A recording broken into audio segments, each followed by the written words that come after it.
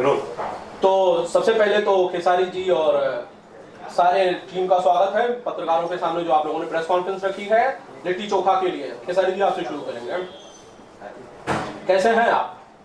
सबसे पहले इस चैनल के देखने वाले जितने भी श्रोता हैं सबको नवरात्रि की ढेर सारी शुभकामना, ढेर सारी बधाइयाँ कि माता रानी सबके घर में आए और आप सब कुशल मंगलमय रहें ताकि हमारी जीवन भी वैसा ही कुशलता के साथ चलती रहे। आई एम फाइन, एकदम बढ़िया। मैंने बढ़िया। ये अब बॉम्बे में आए तो थोड़ा सा अंग्रेजी मार देते हैं थोड़ा थोड़ा। अच्छा, प्रदीप जी और पराग जी, लिट्टी चोखा रिलीज पर है, बस उंगलियों पर गिने जा सकते हैं दिन, तो क्या तैयारियां चल रही हैं आप लोग बताएं जरा। देखिए, लिट्टी चोखा के लिए तैयारी करने की जरूरत नहीं होती है। ये हमारे राज्य की सबसे अच्छी भोजन है। इसके तैयारी के लिए ज़्यादा सामग्री जुटाने की जरूरत नहीं होती है। ये इतना स्वादिष्ट है। और ये लिट्टी चोखा सिर्फ लिट्टी चोखा ही नहीं, मुझे लगता है कि ज़मीन से जुड़ी ही कहानी है। हमने किसान के मुद्दों को एक जागरूकता की तरफ लोगों के बीच में कि किसान की कितनी परेशानियां हैं। तो हम देखिए, नेता तो है नहीं कि हम अपने पार्लियामेंट में आवाज़ उठाएंगे या संसद भवन में हम इस बात को बोलेंगे। हम एक आर्टिस्ट कलाकार हैं, तो हमारे पास एक ही माध्यम है जो सिनेमा है, पर्दे हैं। तो उस पर्दे के माध्यम से ये डायरेक्टर हैं पराग पाटिल जी, ये प्रोड्यूसर हैं, तो हम किसी की समस्या को पर्दे के माध्यम से ही दुनिया को बता सकते हैं कि हाँ, ये सिर्फ आप ही का कष्ट नहीं, पूरे देश की समस्या है। तो ये पूरे देश की समस्या है जो किसान है, क्योंकि मुझे लगता है कि दवा के बिना हम जी सकते हैं, पैसे के बिना हम जी सकते हैं, बट अन्न के बिना इस धरती पे कोई नहीं जी सकता। पूरी धरती की बात कर रहा हूँ मैं, चाहे वो अमेरिका हो या ऑस्ट्रेलिया हो या चाइना हो, दुनिया की कोई भी राज्य हो, देश हो। मुझे लगता है कि किसान अगर नहीं है तो हमारा अस्तित्व नहीं है। हम कमाते हैं क्या?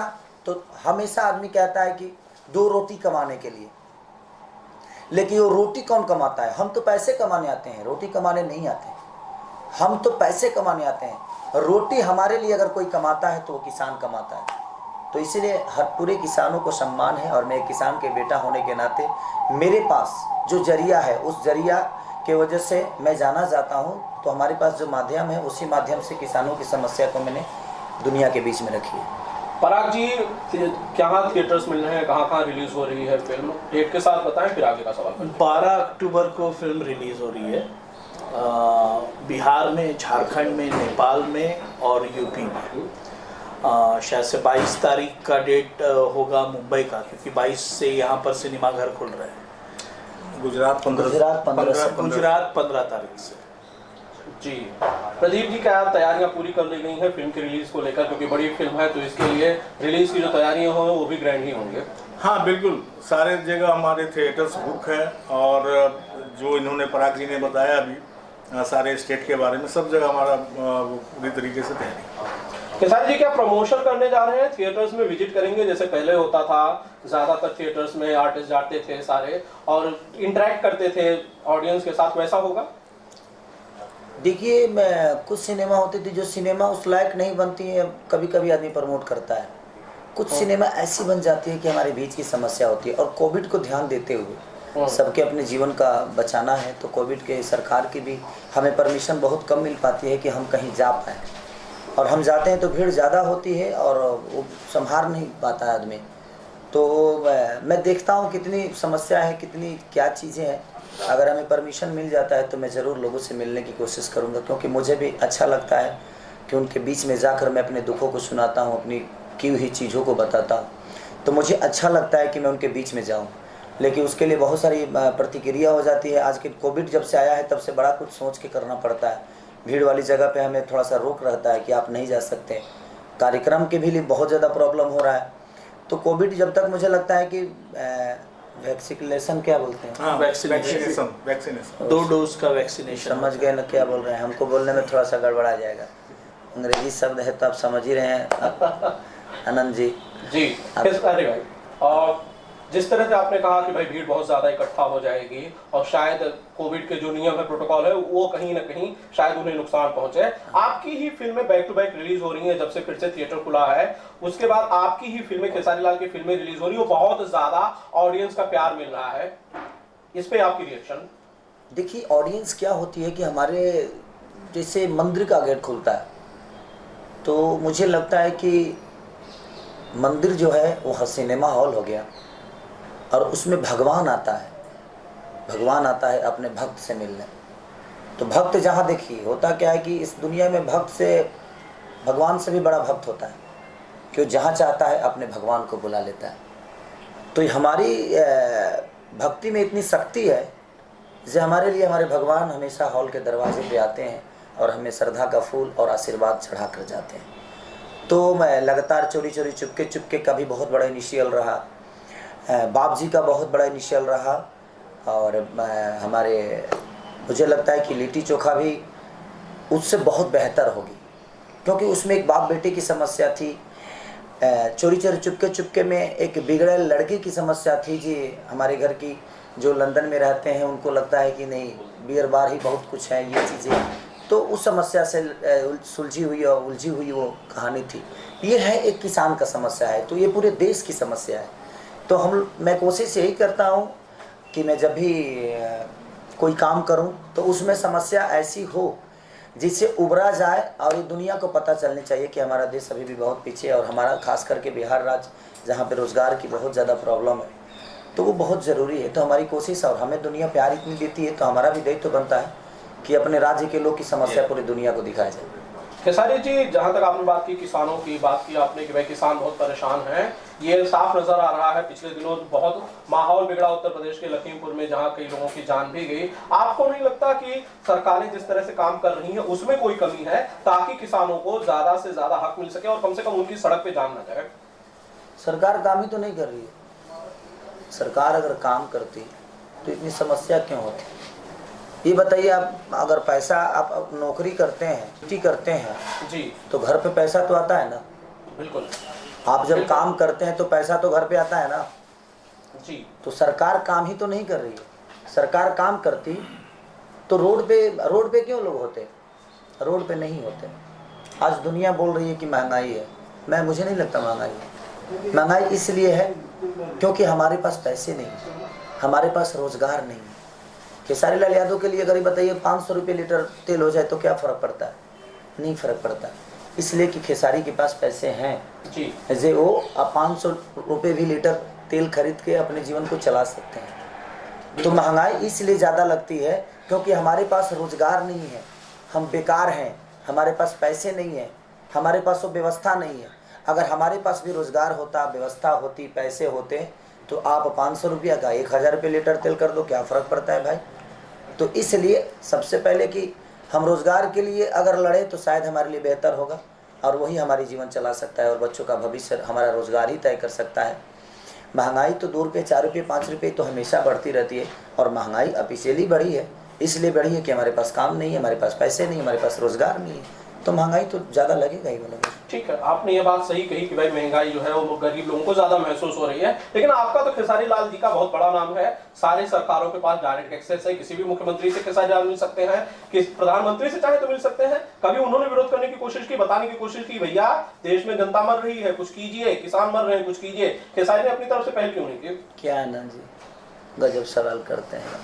कद हमारा डायरेक्ट लिंक है, कभी मोदी जी हमारे मौसा लगते हैं ऐसा बोल रहे हैं कि जैसे हमारा डायरेक्ट लिंक है। अखिलेश जी से तो आप पिछले दिनों मिले ही थे, कम से कम वो भी मुख्यमंत्री रह चुके हैं। अरे बताइए, तू रह चुके हैं, जो है उनसे कहाँ मिले हम? बात वहाँ नहीं है अखिलेश जी, आनंद जी, बात यहाँ है कि हमारे मिलने से क्या समस्या, जो जमीन पे रह रहा है वो बेहतर जानता है कि मैं बॉम्बे रह के बेहतर जानता हूँ। जमीन वाला बेहतर जानता है। तो क्या नीतीश चाचा जमीन पे नहीं है? वो फ्लाइटे में खाना खाते हैं, वो जमीन पे नहीं घूमते। हमारे जोगी जी नहीं रहते हैं, अखिलेश जी नहीं रहते हैं। कौन नेता बताइए जमीन पे नहीं रहता है? वोट मांगने के लिए तो जाना ही पड़ता है जमीन पे। तो समस्या लोगों को तो देख ही रहे हैं लोग। मैं बॉम्बे में रहता हूँ तो मैं कभी कभी जमीन पे जाता हूँ, लेकिन मैं जाता हूँ तो समस्या देखने तो जाता नहीं, मैं अपना काम देखने जाता हूँ, मैं अपना काम करने जाता हूँ। लेकिन देखिए, हर आदमी के लिए एक जगह बनाई गई है। हमारे नेताओं को इसीलिए चुना जाता है ताकि हमारे समस्या को देखें। उनको दिखाई नहीं दे रहा है, हमें इंटरटेन के लिए चुना गया है। मैं इंटरटेन के साथ साथ मैं कोशिश करता हूं कि मैं लोगों का उपकार भी करूं, लोगों का मदद भी करूं। मैं अपने विधा से हटकर एक इंसानियत का धर्म निभाता हूं। मैं हर एक आदमी का मदद करने की कोशिश करता हूं जितनी मेरी क्षमता है जी। लेकिन अगर किसी के लिए, अभी बताइए, आपको पत्रकार के लिए रखा गया है, सवाल पूछने के लिए रखा गया है, और आप ही इनसे कहेंगे कि सर वो सवाल कैसे पूछा जाएगा, तो दिक्कत है ना ये। बिल्कुल। क्योंकि आपका काम है, आप बखूबी उसको जानते हैं, लोगों की समस्या के लिए ही आपको चुना गया है, अपने राज्य की समस्या के लिए ही आपको चुना गया है। आप अपने बेटे को अमेरिका, अगर आप नेता बन जाते हैं तो आप अपने बेटे को अमेरिका पढ़ाते हैं जी, हॉस्टल में डाल देते हैं, तो आपको नहीं लगता है कि सबके बेटे अमेरिका पढ़ने चाहिए? आपके अपने बेटे का भविष्य है और दूसरे के बेटे का भविष्य नहीं है। तो इसलिए हर समस्या से उलझने जूझने के लिए, निकलने के लिए हम लोगों ने लिट्टी चोखा का एक निर्माण किया कि नहीं, कोविड के टाइम पे ही नहीं जी, कोविड से पहले, कोविड से कि पहला जो पहला जो आया था कोविड, उससे पहले हम लोगों ने समस्या शुरू हो गई थी किसानों की। जी। तो हम लोगों ने उसी में बैठकर किसानों की समस्या को आगे करने की कोशिश की। अब सरकार इसको कितना, और लोग, मुझे लगता है कि इसी समस्या को लेकर अगर लोग जागरूक हों और इस सिनेमा को बड़े स्तर पे लेके जाएं, तो देखिए वो तो हमारी जनता के ऊपर है। हमने तो वर्क किया है किसानों की समस्या को लेके, अब देखिए हमारी जनता हमें कितना प्यार देती है। लेकिन मेरी आशा नहीं, ये विश्वास है कि जनता हमेशा अपने बेटा को अपने गोद में खिलाई है, और हमारी और पराग पाटिल जी की जोड़ी जब भी आई है कुछ अद्भुत करके गई है। जैसे कि संघर्ष आप लोगों ने देखा ही होगा, उसके बाद लिट्टी चोखा, आशिकी, इसके बाद भी जब इनके पास वक्त होगा तो मेरे को लेकर डायरेक्ट करेंगे। अभी तो ये बहुत बिजी हैं जी। तो ये जी कब वक्त होगा फिर से बताइए, अब आप कैमरे के सामने। इनका डेट सारा वक्त मेरा इन्हीं का है। अब इनके पास जब सारा वक्त, सारा जो भी है, सारा टाइम, देखिए मैं केसारी जी से जुड़ने से पहले, संघर्ष से पहले, सचमुच मेरा जीवन संघर्षमय रहा है। केसारी जी ने साथ दिया, केसारी जी ने हाथ दिया, और संघर्ष के बाद जीवनी एज एन डायरेक्टर मेरी बदली, वो ड्यू टू केसारी जी। एक बात बताएं, मैं समझ सकता हूं कि ठीक है उस वक्त आपकी चीज़ें लोगों तक नहीं पहुंची हो, बड़े लेवल की हस्ती आपके साथ नहीं जुड़ा था, लेकिन मैं बड़े लेवल का तभी बनता हूं जब आप जैसे लोग हमारे पीछे काम करते हैं। आप हमें बड़ा करने के लिए क्या नहीं करते हैं, भैया ये पहनिए, भैया ऐसे चलना है, भैया ये करना है, भैया ऐसे करना है। तो देखिए गार्जियनशिप जो होता है, तो ये गार्जियन का बखूबी आप किरदार जानते हैं कि गार्जियन का रोल क्या होता है, और आप गार्जियन का रोल अदा करते हैं तभी मैं एक अच्छा पुत्र बन के निकलता हूँ इस दुनिया में। देखिए गार्जियनशिप में जो भी इंसान काम करेगा, मुझे लगता है जो दुनिया का सबसे अच्छा पुत्र साबित होगा, और मैं एक बेटे की तरह ही काम करने की कोशिश करता हूँ हर डायरेक्टर के सामने। केसारी जी, गार्जियन की बात चल रही है, पुत्र की बात चल रही है, तो एक बहुत बड़ा सवाल है जो पूरे भारत देश में इस वक्त चल रहा है। बहुत बड़े स्टार के लड़के पकड़े गए हैं, गिरफ्तार हैं, इस वक्त जेल में हैं ड्रग्स को लेके। अगर नाम आर्यन खान है, लेना नहीं चाह रहा था मैं, लेकिन अगर आप भी चिंतित है अपने परिवार को लेके, बच्चों को लेके, क्योंकि आप दिन भर काम कर रहे हैं। देखिए हमारी भोजपुरी में तो इस टाइप का हम तो खाली नमक, उजर जो नमक होता है वह जानते हैं, और हमारे यहाँ चीनी होता है उजर, उसके अलावा हम कुछ जानते नहीं। दूसरी सवाल ये है कि आप गार्जियनशिप की बात कर रहे हैं, तो हमारे भोजपुरी में ऐसा है कि भोजपुरी में हम लोग उठलाली से रोटी बोल के खा लेते हैं, लेकिन कभी नशा का आदी नहीं होते। आपने मेरा गाना भी देखा होगा, तो हम उठलाली से रोटी बोल के खा लेंगे, वो चलेगा, क्योंकि उसमें जीवन बच सकता है, लेकिन नशे से नहीं। इस दुनिया में मैंने आपको क्या बोला कि गार्जियनशिप बहुत ज़रूरी होता है।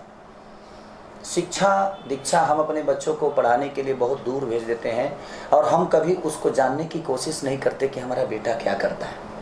और दुनिया में कोई भी, आज खेसारी लाल का बेटा बिगड़ेगा तो उसका कारण खेसारी लाल यादव खुद हैं। रीज़न ये है कि मैंने अपने बच्चे को कभी उस लेवल पे देखा ही नहीं। हम दुनिया के बच्चों को शिक्षा दे देते हैं, अपने बच्चों को शिक्षा नहीं दे पाते हैं, क्योंकि हमारे पास वक्त नहीं होता। हमारे पास वक्त नहीं होता है, हम लगातार शूटिंग करते हैं, लगातार हमारे बच्चे हमसे इतने कनेक्ट होते ही नहीं। अब जिनके बच्चे हैं वही इस बात को समझेंगे, जिनके बच्चे नहीं हैं उनको तो नहीं बता सकता मैं। तो दुनिया में जितने भी, मैं सब गार्जियन से बोल रहा हूँ कि आप लोग बिल्कुल इस बात से अपने बच्चों को बिल्कुल दूर मत करिए। गार्जियनशिप में जब भी किसी का लड़का रहेगा, चाहे वो शाहरुख खान जी का हो, या सलमान खान जी का हो, या ऋतिक रोशन जी का हो, या अजय देवगन जी का हो, या किसी अदरवाइज खेसारी लाल यादव का हो, किसी का भी बेटा हो, हमें ये बात जानने की ज़रूरत है। हमारे यहाँ आज भी गांव में देखिएगा तो अब मुझे लगता है ड्रग्स के बारे में जब से ये चीज़ें चल रही है तब से ये दुनिया, हमारे यहाँ हो सकता है जो बिहार में लोग ड्रग्स का मतलब समझ गए होंगे या ड्रग्स के बारे में जान गए होंगे। अदरवाइज मुझे नहीं लगता कि बिहार में कई ऐसे जगह है जहाँ पे ड्रग्स का मतलब कोई जानता ही नहीं कि होता क्या है। हम भी नहीं जान पाते थे क्योंकि हमने कभी ड्रग्स देखा ही नहीं कि ड्रग्स होता क्या है। तो हमारा मानना यहाँ है कि देखिए भोजपुरी में तो मुझे लगता है कि हाँ, अल्कोहल तक ठीक रहता है, अल्कोहल तक लोग लेते हैं, हाँ कोई ना कोई अल्कोहल तक चल जाता है भाई। लेकिन मुझे नहीं लगता है कि ड्रग्स के आदी हमारे भोजपुरी में अभी तक तो कोई नहीं दिखा मुझे कि हाँ ड्रग्स के आदी हैं। और किसी भी दुनिया में अगर हम आइकॉन हैं तो हमारा दायित्व बनता है कि हम अपने घर के बच्चों को भी वो शिक्षा दें जो दुनिया के बच्चों को देते हैं। हमें हमारे प्रवचन सिर्फ दुनिया के लिए नहीं, हमारे अपने घर के लिए भी होता है। हम दुनिया के बच्चियों को कहते हैं कि आप ऐसा काम करो, आपको ऐसे करना चाहिए। दुनिया के बच्चियों के लिए बेटी बचाओ बेटी पढ़ाओ का हम अभियान तो चलाते हैं, लेकिन हमें ये भी देखना है कि हमारे घर में भी बेटी है, उसे भी हमें बचाना है और हमें उसे भी पढ़ाना है। ये नहीं कि हम अपने गार्जियनशिप से मुख मोड़ ले कि नहीं हमने पैसे कमा लिए, हमारे पास पैसे खान आ गए, हमारे बच्चों की कोई कमी नहीं है। हाँ, उसके पास कमी एक चीज़ की है, संस्कार की। अगर उसके पास संस्कार आप नहीं दीजिएगा, उसके पास अपने गांव की भूमिका को आप नहीं बताइएगा, तो उसको पता ही नहीं चलेगा कि मेरे पापा किस स्तर से आए हैं इस जगह पे। मैं अपने बच्चों के साथ अगर 2 घंटे मेरा रात में ही टाइम मिलता है मुझे, या सुबह 2 घंटे टाइम मिलता है और रात में टाइम मिलता है, तो मैं अगर 10 बजे भी घर पे जाता हूँ तो 3 घंटे का क्लास मैं अपने बच्चों के साथ करता हूँ। रीज़न ये है कि मैं अपने जीवन के हर वो चीज़ अपने बच्चों को बताता हूँ कि मैं लेटी भी बेचा हूँ बेटा, अगर तुम लोग इस गद्दे पे सोए हो तो मेरे पास चटाई भी नहीं थी, आज आप लोगों के पास गद्दा है। तो मेरी बेटी समझदार है, तो मेरी बेटी समझती है और वो रोने लगती है और वो बोलती है कि पापा हम कुछ ऐसा कभी नहीं करेंगे कि जिससे आपके नाम को कोई असर पड़े या आपसे जुड़े हुए लोगों को कोई हरास पहुँचे। सर एक सवाल ये है कि आप ट्रेंडिंग स्टार बोले जाते हैं, साउथ की फिल्म में काम कर रहे हैं, हिंदी फिल्म जो है बॉलीवुड की फिल्म है, बहुत बड़ा वर्ग जो हिंदी भाषी है आपको हिंदी फिल्म में देखना चाह रही है, आप कब आ रहे हैं उसके अंदर? अगर आ रहे हैं कौन सी पिक्चर है, कब आ रही है, कुछ उस बारे में बता सकते हैं? मैं अपने भोजपुरी में बड़ा खुश हूँ। अपने माँ के गोद में बैठकर जो आनंद मिलता है मुझे लगता है कि वो किसी झूले पे नहीं मिलेगी। झूला हमें 2 घंटे झुलाता है फिर भी हम सो नहीं पाते, वहाँ डर डर के झूलना पड़ता है। लेकिन माँ के गोद में एक बार हम चले जाते हैं ना तो अपने आप नींद आ जाता है, क्योंकि उस सुकून की वो जो गोद है वो सुकून वाली है और उस गोद में हम खेले हैं।